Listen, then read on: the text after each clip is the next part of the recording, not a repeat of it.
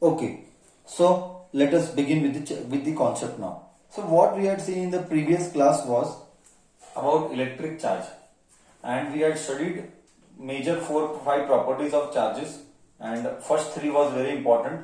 First three were very important, and uske baad you know all that. Now we are continuing a discussion ahead. We are doing now. We are doing now Coulomb's law. One of the most basic concept जो आगे बार बार repeat होने वाला है पूरा chapter में. Coulomb law तो बार बार आने वाला है. कूलम लॉ जो है ये एग्जैक्टली कॉन्सेप्ट जो लिया गया है it is very similar to that of law of gravitation of Newton. It is very similar to law of gravitation of Newton.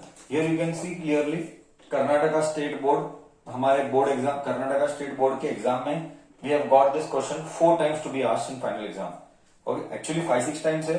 मार्च और जुलाई है, मैंने नहीं लिखा मार्च और जुलाई. ओके, मतलब मार्च मतलब नॉर्मल एग्जाम, जुलाई मतलब रिपीटर वालों का exam.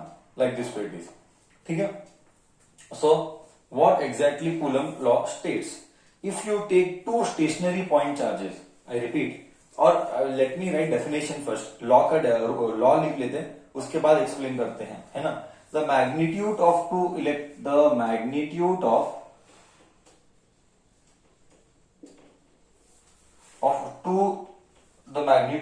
two stationary point charge, the magnitude of force of two stationary, the word stationary has to be there. Magnitude मतलब value, हाँ, magnitude मतलब value. The magnitude of force of two stationary electric charges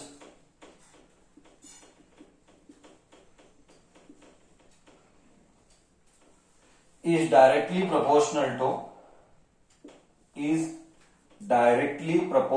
to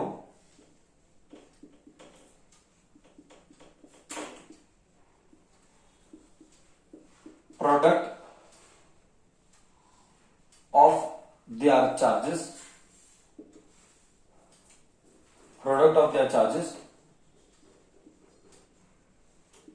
and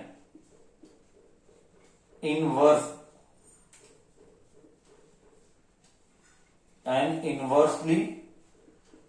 proportional to square of the distances between them. Square of the distances between them. Okay, and inversely proportional to square of the distances between them. So ये law आया था हमारे को state Coulomb's law. So this is Coulomb's law. Now we'll try to understand. We'll draw the diagram. We'll do the formula. We'll do the concept, and then we'll give a birth to a constant. Then we will give birth to a constant. देखो बच्चे, magnitude यानी value. Sir किसका value? The magnitude of force. मतलब मेरे को force चाहिए. Okay, मतलब मेरे को फोर्स चाहिए. मैं फोर्स इधर लिखिएगा, force. The magnitude of force of two stationary point electric charges. मतलब वो जो चार्ज चाहिए वो कंपलसरी स्टेशनरी होना चाहिए. तो मैं एक बोलता हूं, एक चार्ज है Q1 dot dot dot dot dot dot dot dot Q2.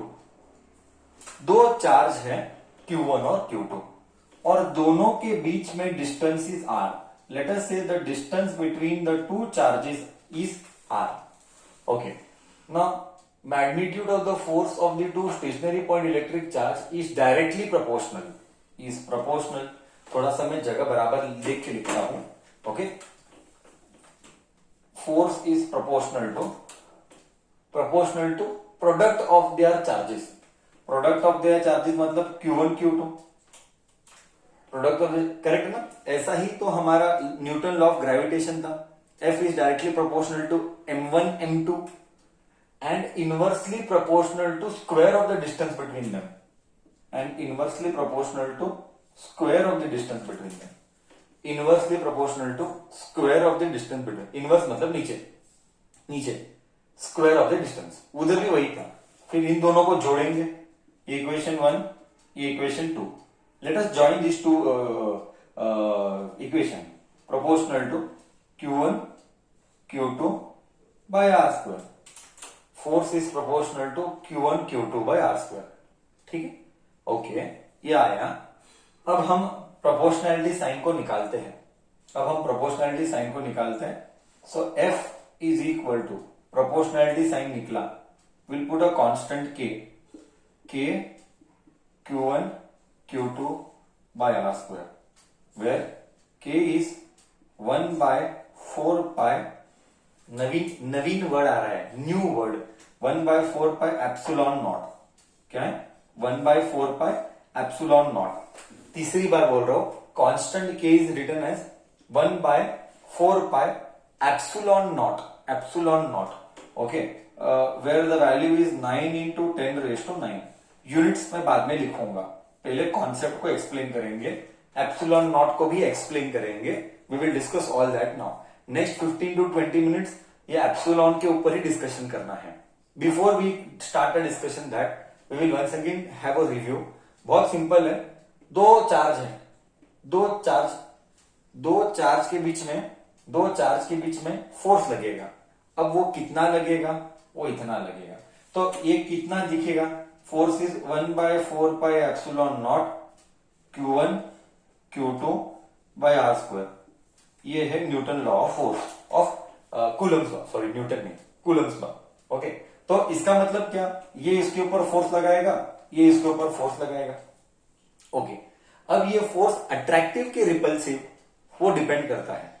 और एक पॉइंट, सर ये फोर्स अट्रैक्टिव है कि रिपल्सिव है? वो डिपेंड करता है कि चार्जेस कैसे हैं। अगर चार्जेस सिमिलर है तो रिपल्सिव है, करेक्ट, चार्जेस सिमिलर है तो रिपल्सिव है, चार्जेस ऑपोजिट है तो अट्रैक्टिव है। सो इसे क्या समझ में आया?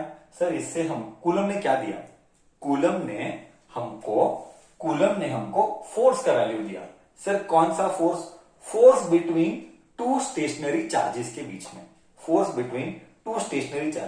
सर अगर चार्जेस मूव हो रहे तो वो हम 4th चैप्टर में करेंगे, मैग्नेटिक इफेक्ट्स।